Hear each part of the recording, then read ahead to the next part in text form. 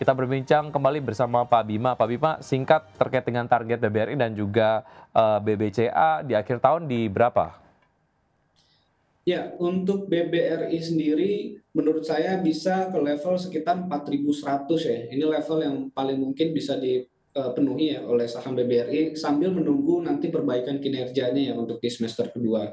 Kalau untuk BBCA memang kemungkinan besar bisa lebih baik. Di sini dia memiliki ada posisi gap ya di 9.400. Ya saya pikir ini sebelum akhir tahun gap ini bisa ditutup ya oleh BCA. Sekarang kan BCA di 8.600. Untuk ke 9.400 itu kurang lebih sekitar 8-9%. Dengan performa keuangan yang masih cukup baik, menurut saya 9.400 ini bisa terpenuhi di akhir tahun ini. Baik, BBRI nampaknya masuk ke dalam salah satu saham yang Anda rekomendasikan di pagi hari ini. Kita tampilkan data selengkapnya untuk saham-saham pilihan dari Pak Bima. BBRI dengan rekomendasi buy dengan support di 3.800, resistance di 4.050, kemudian juga SSIA dengan support di 1800, dengan resistance di 2000, Brand dengan support di 6.000, resistance di 6.500, rekomendasi buy PTRO dengan support di 3.140 dan resistance di 3.400. Most likely dari apa yang Anda rekomendasikan di pagi hari ini, Pak Bima, beberapa tadi kalau saya lihat di data pembukaan market di pagi hari ini masuk ke top gainers nih. Di antaranya adalah ada SSIA kalau tidak salah dan juga Brand ya. SSIA analisis selengkapnya seperti apa, Pak Bima? Ya, saya pikir tren yang sangat positif ya. Ini salah satu saham properti yang menurut saya dari awal April ya, dari awal April tahun ini sampai dengan di bulan Juli ini kurang lebih di 3 bulan menjelang 4 bulan, trennya sangat positif. Bahkan kalau kita periksa atau kalau kita lihat dari sisi akumulasi pembeliannya sangat baik dan juga beberapa sentimen positif ya yang terdapat di saham SSIA. Jadi saya pikir untuk jangka waktu pendek ya investor bisa mencermati saham SSIA baik untuk swing trade, untuk trading menurut saya bisa untuk masuk atau mencermati saham SSIA. Saya merekomendasikan SSIA untuk di hari ini atau bahkan sampai di pekan depan. SSIA target itu di level 2000 dengan level stop loss di 1.800 untuk saham SSIA. Baik, dari SSIA kita bergeser ke Brand. Seperti apa analisisnya, Pak Bima?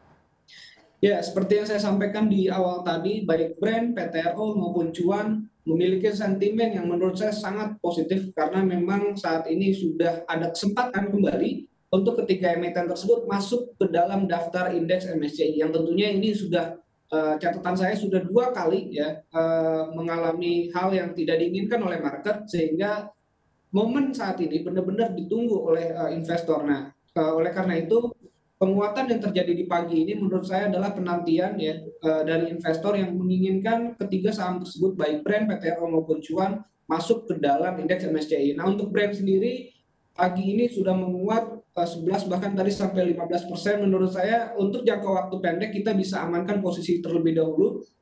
Di sini target saya di level 6.500, tentunya ini sudah melewati level yang saya targetkan, sekarang sudah di 6.800. Saran saya untuk investor jangka pendek ini bisa kita amankan terlebih dahulu sambil nanti kita menunggu pengumuman resmi dari MSCI mengenai update yang akan direbalancing nanti di akhir Agustus nanti.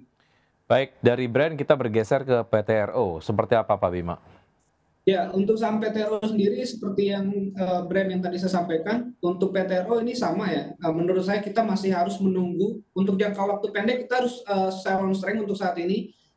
Investor yang sudah profit menurut saya lebih baik kita amankan posisi profit terlebih dahulu, nanti di tanggal 13 atau biasanya di tanggal 15 Agustus sudah mulai ada pengumuman untuk saham-saham yang akan masuk ke indeks MSCI nanti yang akan direbalancing biasanya di akhir Agustus nanti.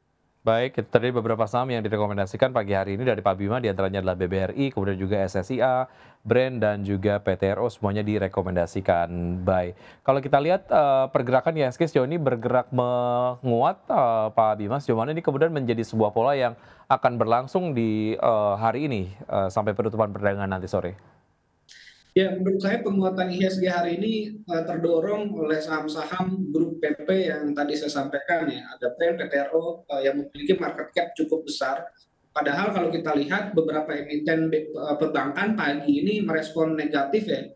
atau terkoreksi, mungkin karena memang efek dari market Eropa juga yang Jumat kemarin ditutup close hampir mendekati 1% rata-rata. Jadi saya pikir ini sesuatu hal yang perlu kita cermati, selain kita memperhatikan IHSG-nya, kita lihat memang sekilas menguat gitu. Tapi kalau kita lihat komponen-komponen yang membuat IHSG menguat, itu kita harus memilih saham-saham yang memang sesuai dengan kriteria kita masing-masing. Seperti tadi di perbankan, walaupun hari ini terkoreksi, ya IHSG tetap positif, koreksinya hari ini itu kesempatan kita untuk melakukan pembelian. Oke, bisa masuk ke saham-saham berbasis perbankan atau mungkin sektor-sektor yang lain dengan harga yang lebih murah begitu ya.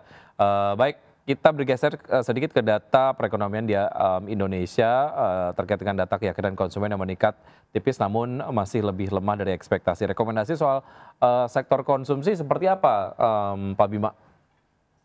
Ya, memang kalau saya lihat dalam sepekan terakhir ini ataupun dalam 2 pekan terakhir ya di bulan Juli ini, saya pikir walaupun memang ada hal-hal yang bisa mempengaruhi sektor konsumer, tapi saat ini sektor konsumer belum menjadi perhatian khusus ya dari investor. Selain daripada karena memang terdapat sentimen saham IPO yang di awal Juli atau di akhir Juni kemarin sudah bergulir, sehingga data-data tersebut ya tidak bisa mempengaruhi secara langsung terhadap saham-saham yang seharusnya bisa terpengaruh gitu. Tapi ini kita tidak bisa lihat karena memang pasar belum berkonsentrasi penuh terhadap sektor konsumen. Menurut saya untuk saat ini data-data tersebut sudah diantisipasi ya oleh market, sehingga pergerakan di market tidak begitu sensitif gitu terhadap data inflasi terkait dengan data yang sudah dirilis ya di bulan ini. Baik, data-data apa yang sebaiknya harus dicermati oleh pelaku pasar sehingga ini kemudian menjadi penyeimbang lah di tengah optimisme terkait dengan pergerakan dari IHSG dan juga mungkin optimisme bisa kemudian mencapai harga yang kemudian menarik untuk sektor-sektor tertentu. Specifically tadi kita bicara mengenai sektor perbankan begitu ya. Apa yang perlu dicermati lagi isu-isunya Pak Bima? Ya, jika kita melihat di tanggal 10 Juli kemarin sektor perbankan menguat cukup signifikan ya, seperti saham BBRI itu menguat sampai 5%. Ini sebenarnya bukan tanpa alasan karena ada sinyal-sinyal positif terkait dengan adanya potensi penurunan suku bunga, baik yang ada di lokal kita di Indonesia maupun di global. Walaupun di global ini masih terdapat ketidakpastian gitu. Namun kalau kita lihat ada pertimbangan bahwa pemimpin The Fed akan diganti, ya ini merupakan sinyal yang mengarah bahwa sebenarnya pemerintahan di Amerika Serikat ingin suku bunga mengalami penurunan karena ini akan berkaitan erat dengan adanya level tertinggi ya apa namanya suku bunga obligasi di sana, sehingga untuk pergerakan di harga sahamnya tidak bisa sebaik kalau seandainya suku bunganya itu turun. Nah, menurut saya suku bunga saat ini menjadi sentimen yang paling harus kita nantikan, dan untuk melihat atau untuk mengantisipasi kalau nanti suku bunga turun, kita bisa mengakumulasi saham-saham perbankan dari sekarang. Baik, cukup lengkap rasanya bagi pelaku pasar ataupun pemirsa IDX Channel untuk memiliki bekal dalam melakukan perdagangan di hari ini. Ada analisis terkait dengan makro, global, domestik, proyeksi IHSG, dan juga saham-saham pilihan dari Anda. Pak Bima, terima kasih sudah bergabung bersama kami. Sukses selalu untuk Anda, sehat selalu, sampai jumpa. Ya baik, terima kasih. Selamat pagi. Selamat pagi, terima kasih. Dan pemirsa, setelah ini kami akan menghadirkan update informasi menarik yang kemudian akan saya dan juga rekan Rosalin Syu sampaikan. Ocha, informasi menarik apa lagi yang akan kita sampaikan nanti? Ya, baik Wiki dan juga pemirsa, kami akan hadir dengan informasi lainnya diantaranya terkait dengan PT Bekasi Fajar Industrial Estate Tbk membidik marketing sales senilai 600 miliar rupiah di sepanjang tahun 2025. Pemirsa jangan kemana-mana, Market Plus akan segera kembali.